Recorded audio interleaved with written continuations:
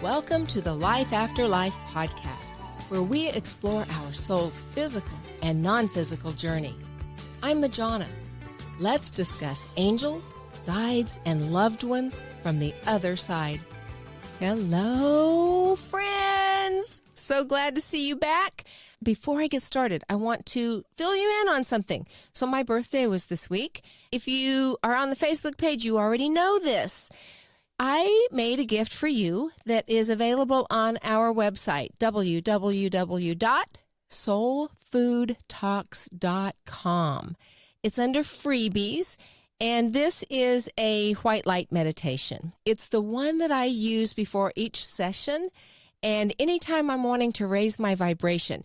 I recommend it anytime you're going into meditation or specifically trying to communicate with someone on the other side to get your energy up. All right, that's on freebies on our website. So let's talk about whose lessons are to be learned and how does this even work when there is some catastrophe and a lot of souls exit the earth en masse. It might be from a terrorist attack like the Twin Towers on 9/11. It could be a natural disaster, right? Tsunamis. Unfortunately, what has become an all too common is people that have lost their minds, and there are mass shootings and so forth. So before we tackle the topic, I want to give a shout out to Savannah because this question is compliments of her, and I appreciate it. Thank you, friend. I think there may be a few different elements in play in each of these. And I want to say, before I even get into my Majana-isms on this, that the overriding umbrella with all of this stuff is we're trying to take universal concepts and just the whole way the universe works and try to put it into some box of understanding for us. And that's very limited. So I do think that there are always elements that we don't understand. And I'll share with you what I think comes to play in this. Let's start out with things that we as humans contribute to and others are victims of, such as terrorist attacks. There's a lot of really cool stories that I just love of people honoring their intuition and even angels or guides stepping in very blatantly and intervening. After 9/11, for example, there were so many stories of people that were supposed to be at work in those Twin Towers that morning, and one thing or another stopped them from being there at that time. They were running late and frustrated in the moment, and then grateful, right? Some of those stories were so amazing and heartwarming at the same time. As I was listening to or reading them, even in real time and shortly thereafter as they were unfolding, I just thought, we are saved so many times by our soul team. They really do stay with us, watch out for us, talk to us, and they can see things we can't see. And they really, really are on our side and intervening when we don't even know it. In these cases, people figured it out after the fact. Can you imagine what an overwhelming sense of gratitude and awe you would have when you realized all the moving pieces that had to happen that morning to save you from being at the place you were supposed to be at the wrong time?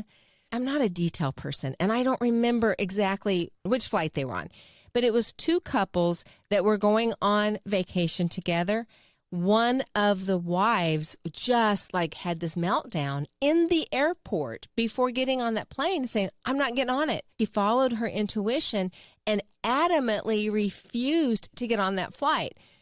Can you imagine? I mean, she's kind of making a scene and it's time to board. And I'm sure her husband's like, oh my God, would you just come on? Let's just get on. And then the other couple that they've paid for this trip and the other couple is like, come on, we're vacationing. She refused. I don't remember if that was one of the planes that crash landed or if they were going to New York City, and it would have been around the Twin Towers at that time. What I do remember is one couple went and they never made it back home. The other couple, because the wife was so determined to not go, didn't go, and they stayed home safely. We just need to honor that intuition. The frustrating part with this sometimes, and I experience this, I may have this really strong feeling of foreboding, and I can't quite put my finger on it. I don't know exactly what it is, but I know it's there. And this has happened to me so many times that I've learned to honor it. I'll give you a couple quick examples. One time I was a child. I was 12 years old, and I was an exchange student in Japan. Our last night in Mass, as all the Americans in the Olympic Center, I just got this feeling that, oh my gosh, especially as a child, I just truly, truly did not like it when I would get this feeling of heaviness, of foreboding. I knew something awful was going to happen. But at that time, I did not understand all of this. I didn't have a resource, anybody to go to, and I couldn't find books.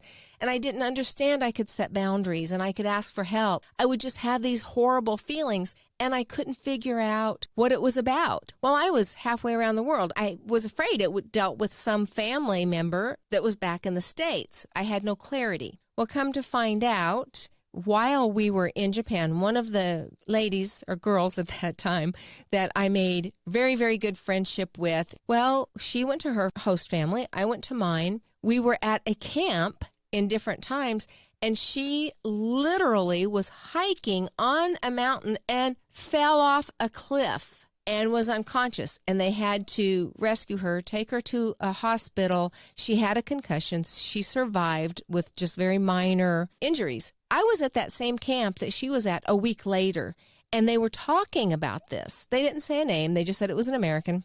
You know, I thought, what are the chances I would know this person? So when we're reunited and I found out that was her, I knew immediately that was the feeling of foreboding that I had. This was one of the reasons that I kind of blocked this stuff for a long time, because I would have so many of those feelings and not get the whole picture, and I didn't know what to do with it.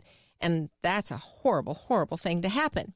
Sometimes I would get that feeling, and again, not knowing exactly what it was, I would honor it. One time I was supposed to travel. I think I shared this on another podcast, and I was able to figure out it had something to do with my car, and I pulled over, but I was kind of going through, okay, is it an engine? Is it oil? Is it tires? And everything seemed to be fine, and I was literally sitting like in a park waiting, trying to figure it all out, and then all of a sudden, I felt fine. It's like, okay, seriousness over, foreboding over. I can go about my trip. And I thought, what in the heck? It just happened here. And I sat with it. Okay, fine, I'm going to go.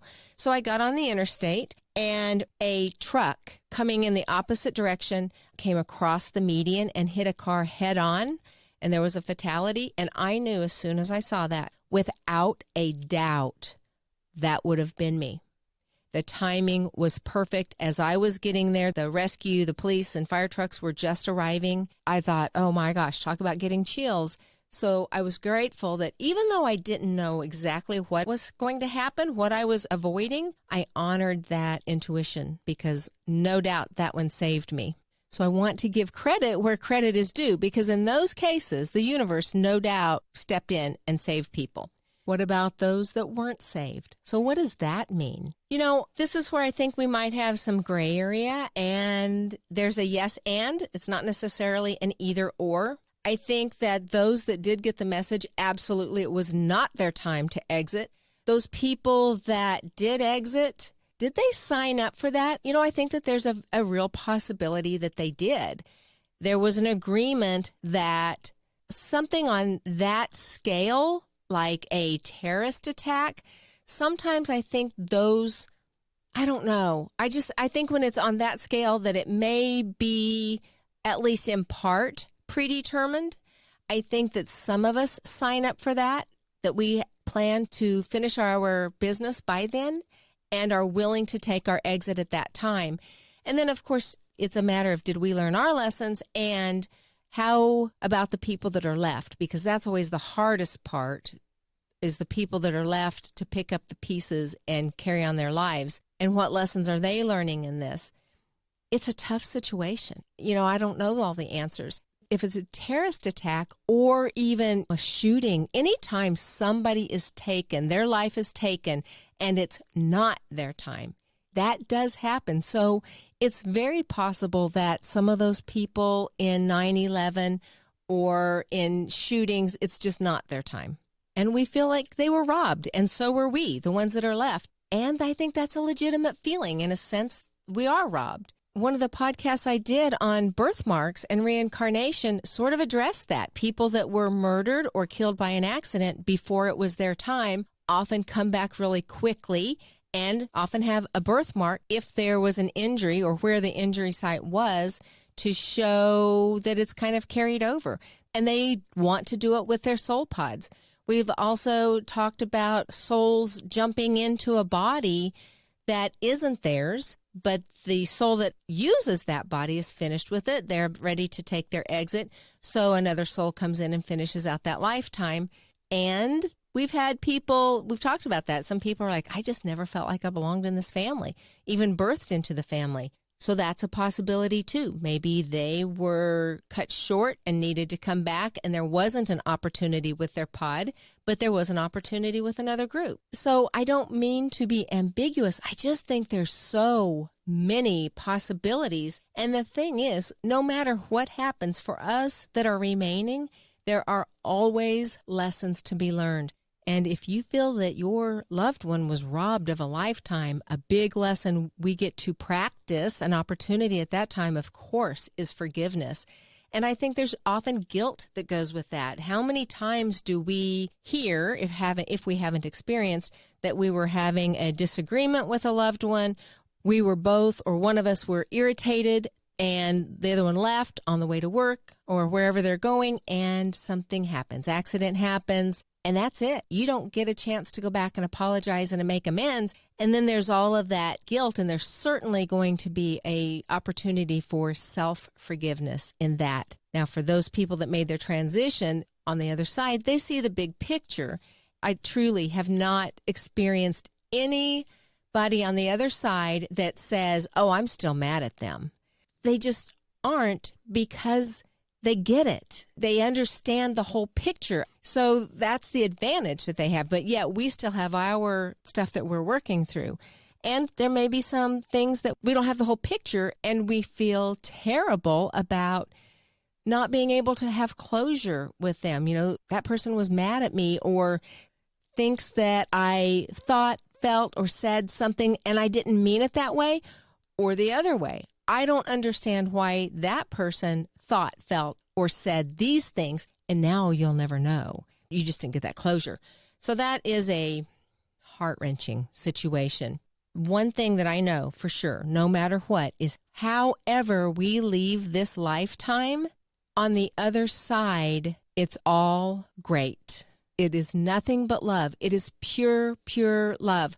So when you step out of here, you may have terror when you're here. You know, those people that see something coming, that are unfortunately in a natural disaster or in a environment where there's shooting going on, it can be terrifying at that time. But as soon as they leave their body, it's not. It's very, very peaceful. And I'm saying this for those of us that are left here. For any of you that wonder and you have fear and anxiety for a loved one that had that experience, just know that they're fine. The other thing that happens that's very, very common is the soul will actually leave the body before the body experiences that excruciating pain.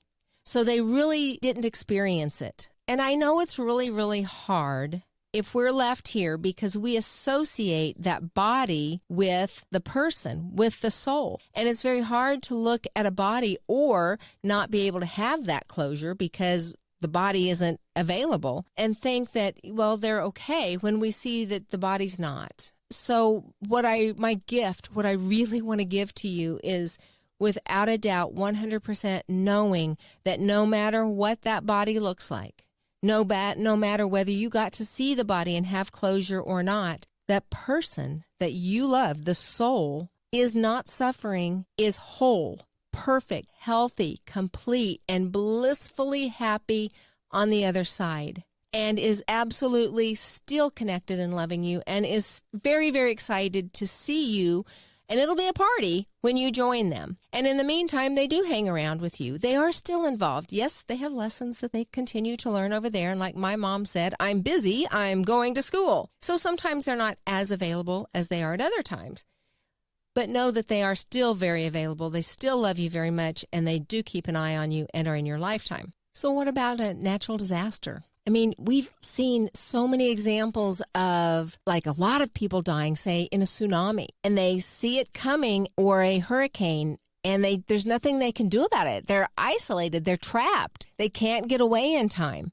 I do think that when nature is involved like that, the universe is very, very powerful. And I think it probably is an agreement that for whatever reason, that group of people are ready to exit together. They've completed whatever they need to complete. And it may be as a community. I don't know. Look at Atlantis. Goodness. A whole culture, a whole civilization fulfilled their time frame for however they did that, and they took their exit. All of the details, I wish I could share with you exactly how it all works, and I just can't. When I look at some of this stuff, especially when it's with loved ones and especially with kids, it's so hard, and it just tears your heart out. Because of the people that are still here, not because of the people that have crossed over. They've got it made. And I wish I could tell you exactly what the soul plan looked like. And, how great would it be if we had a heads up and we sort of knew our time here is coming to an end, or our loved ones. Sometimes we do know that. If it's a long-term disease, we have time to prepare for it, and there are benefits to that. And yet the person that is enduring it has the hard end of that stick. And there are just so many layers to this, right? If your loved one's life was taken by somebody else prematurely, then society steps in, and then we're dealing with what are the consequences for that? And what about the death penalty? Is that okay? It's somebody else, again, taking a life. Is that ever okay? Then we're talking about moral and ethical issues, and things just aren't black and white. They're just not. I think most of life actually is shades of gray. No reference to a book or movie intended there, but there's so much in between space, some that we can see and some that we can't see. So what I know is if our life is cut short, or even if it's not, we get to come back, or we have to come back. Depends on how you look at it, right? But we're going to come back. We're going to work on some of that karma. We're going to learn and experience and grow.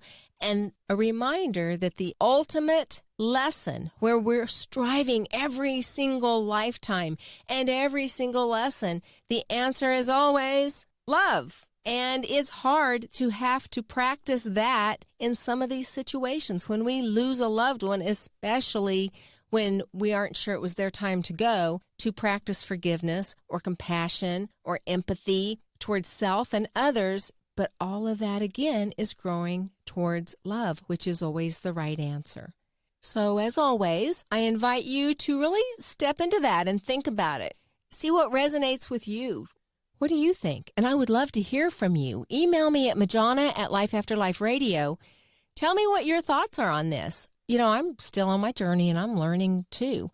So whether we exit en masse or individually, on time, prematurely, sometimes all we can do is speculate, and I can share with you what I've conversed with the other side about, and we'll continue to explore all of this on this podcast. Thank you so much for listening and for your support. I love you dearly. Check out our website, www.soulfoodtalks.com. Download those freebies. Thomas has a Saturn-Pluto Returns freebie on there too. And until next time, namaste.